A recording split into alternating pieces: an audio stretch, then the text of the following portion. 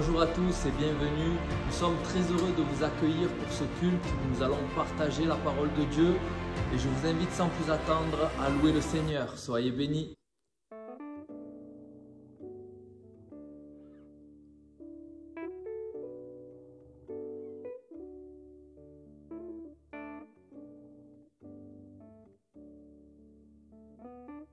Tu transformes l'eau en vin, guéris l'aveugle par ta main, nul n'est comme toi, comme toi. Dans nos ténèbres tu brilles, tu nous redonnes la vie, nul n'est comme toi. Comme toi,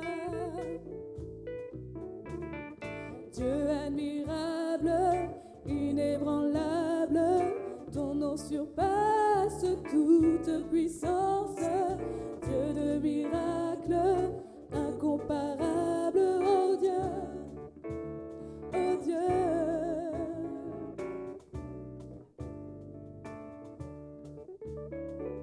Tu transformes l'eau en vin, guéris l'aveugle par ta main, nul n'est comme toi,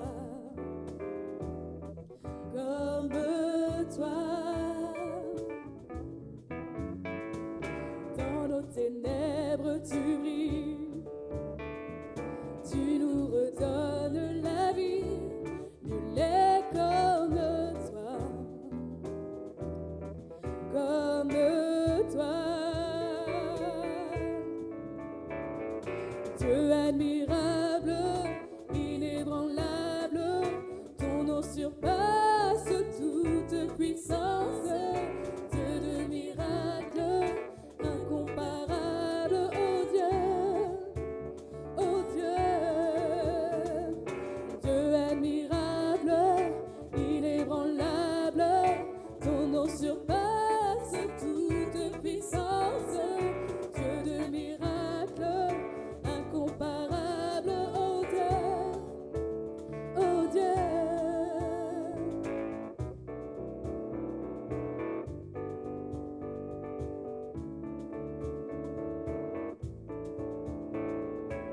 Si notre Dieu est pour nous, qui pourra nous arrêter? Et si Dieu est avec nous, qui sera contre nous? Si notre Dieu est pour nous, qui pourra nous arrêter? Et si Dieu est avec nous, qui sera contre nous? Oh, oh, qui sera contre nous? Oh, oh, oh. Dieu admirable, inébranlable, ton nom surpasse toute puissance, Dieu de miracles, incomparable, oh Dieu, oh Dieu. Dieu admirable, inébranlable, ton nom surpasse toute puissance, Dieu de miracles, incomparable, oh Dieu, oh Dieu.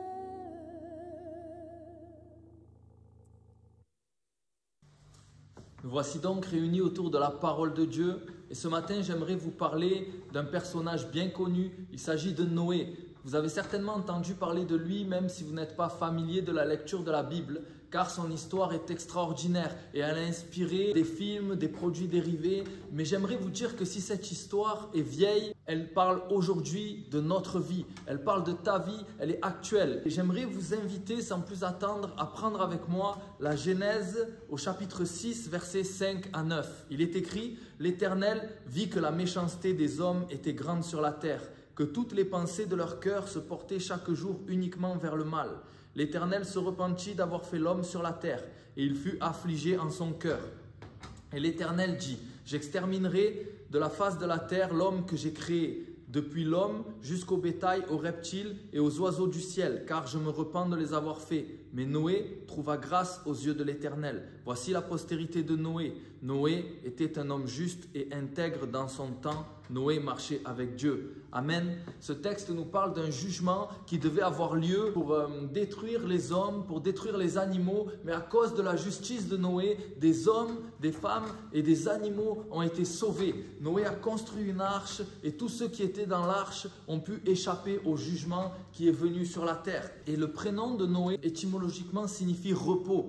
Il est écrit en Genèse 5, verset 29, « Il lui donna le nom de Noé en disant « Celui-ci nous consolera de nos fatigues et du travail pénible de nos mains, provenant de cette terre que l'Éternel a maudite. » Noé est une image de Jésus-Christ. Son œuvre, tout ce qu'il a accompli, bien que cela soit vrai, cela nous parle également de l'œuvre que Jésus-Christ a accomplie à la croix. Et aujourd'hui, les statistiques de la dépression, la fatigue morale et spirituelle est sur notre monde. Et peut-être que tu te sens concerné par cette parole, peut-être que tu sens que ton âme a besoin de repos. Alors j'aimerais te dire que Jésus a dit en Matthieu 11, 28, « Venez à moi, vous tous qui êtes fatigués et chargés, je vous donnerai du repos. Prenez mon joug sur vous et recevez mes instructions, car je suis doux et humble de cœur, et vous trouverez du repos pour vos âmes, car mon joug est doux et mon fardeau léger. » Venir à Christ, prendre son joug, cela veut dire se laisser conduire par lui.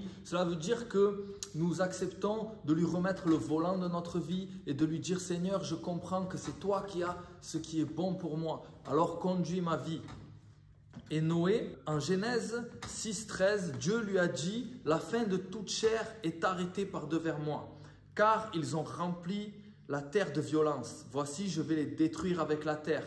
Fais-toi une arche de bois de gopher, tu disposeras cette arche en cellules et tu l'enduiras de poids en dedans et en dehors, etc. etc. » Dieu dit, je vais détruire la terre. J'ai arrêté mon jugement. Et puis, il commence à donner des instructions à Noé. Et Noé va croire ce que Dieu lui dit. Noé va croire qu'un jugement arrive et il va faire confiance à Dieu. Et il va obéir. La foi entraîne une réaction chez Noé. Elle entraîne l'obéissance. Et peut-être que si aujourd'hui tu entends ces paroles, Dieu t'appelle à obéir en faisant un pas de foi, en venant à Christ pour recevoir le repos de ton âme. Hébreux 11, 7 nous dit « C'est par la foi que Noé, divinement averti des choses qu'on ne voyait pas encore et saisi d'une crainte respectueuse, construisit une arche pour sauver sa famille. C'est par elle qu'il condamna le monde et devint héritier de la justice qui s'obtient par la foi. » Noé a été justifié par la foi. Lorsque Noé a cru, il a construit. Il a commencé à construire une arche. Il est écrit encore en Genèse 6, 22, il exécuta tout ce que Dieu est.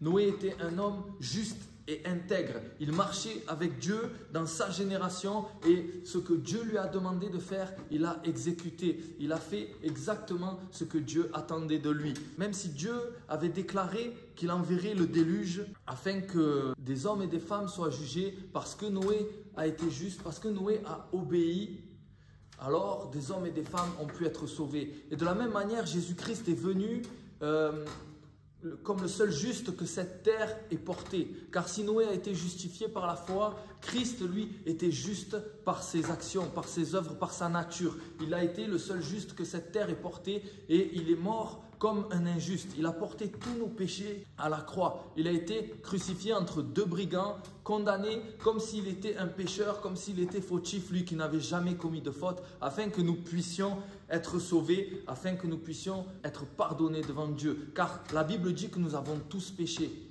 et nous méritons tous notre condamnation. Mais elle déclare aussi, il n'y a donc maintenant aucune condamnation pour ceux qui sont en Jésus-Christ. Romains 8, 1.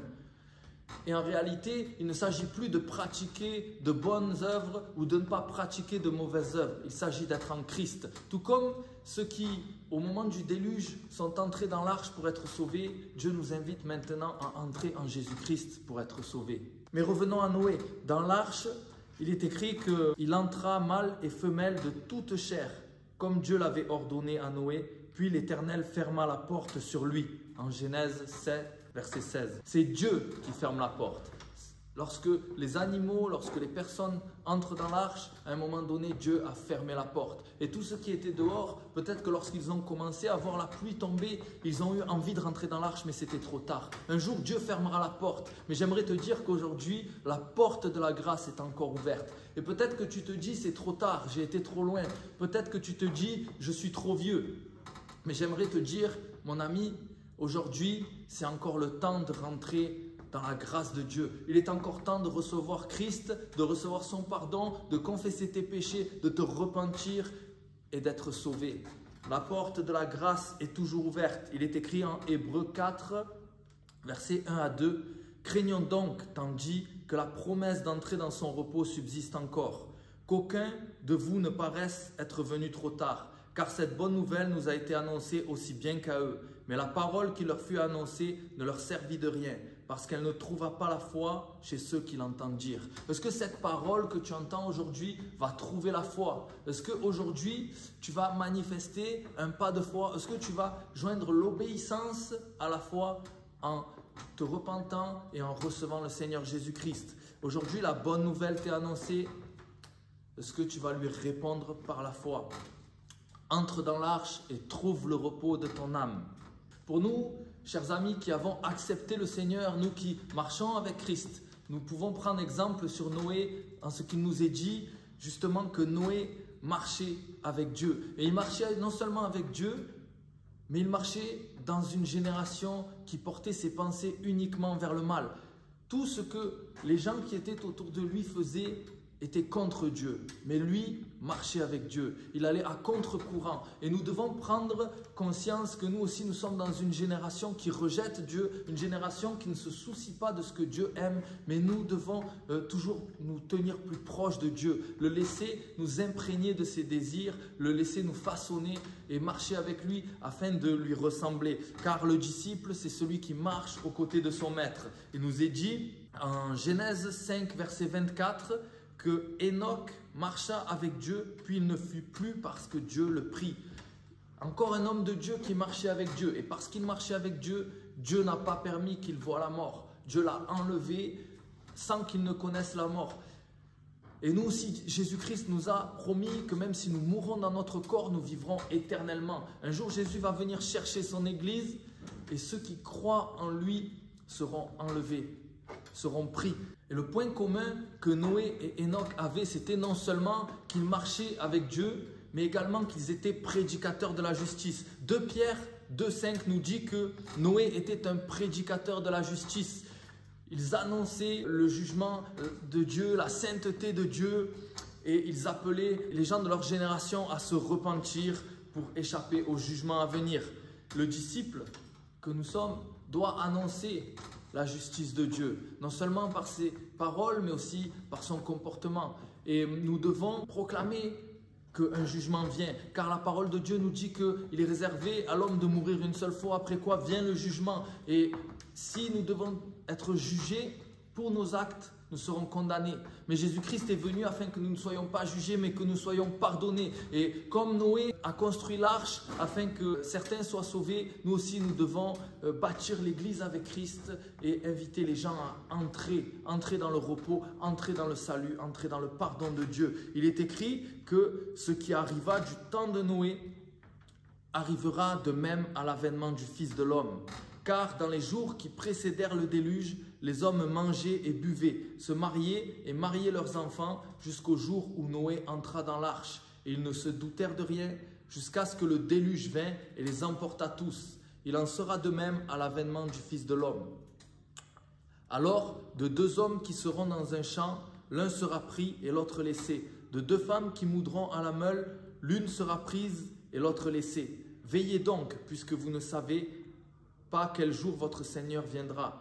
Sachez-le bien, si le maître de la moisson savait à quelle veille de la nuit le voleur doit venir, il veillerait et ne laisserait pas percer sa maison. C'est pourquoi vous aussi tenez-vous prêts, car le Fils de l'homme viendra à l'heure où vous n'y penserez pas. Quel est donc le serviteur fidèle et prudent que son maître a établi sur ses gens pour leur donner la nourriture au temps convenable? Heureux ce serviteur que son maître à son arrivée trouvera faisant ainsi. Je vous le dis en vérité, il l'établira sur tous ses biens. Mais si c'est un méchant serviteur qui dit en lui-même « Mon maître tarde à venir », s'il se met à battre ses compagnons, s'il mange et boit avec les ivrognes, le maître de ce serviteur viendra le jour où il ne s'y attend pas et à l'heure qu'il ne connaît pas, il le mettra en pièces et lui donnera sa part avec les hypocrites. C'est là qu'il y aura des pleurs et des grincements de dents. Frères et sœurs, soyons de fidèles serviteurs.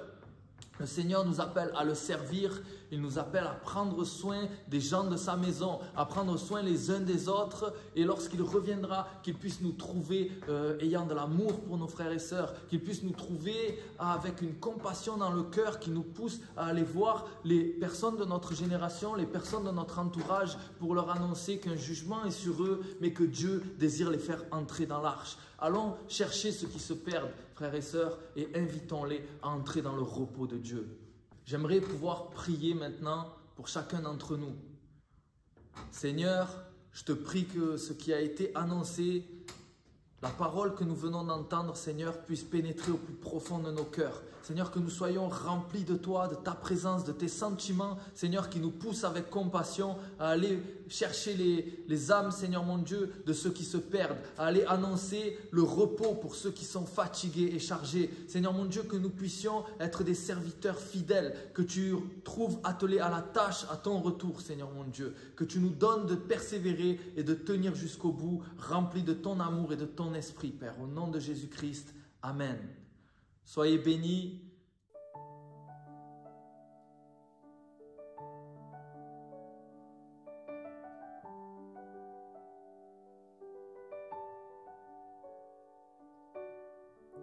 Je te prie et tu entends ma voix.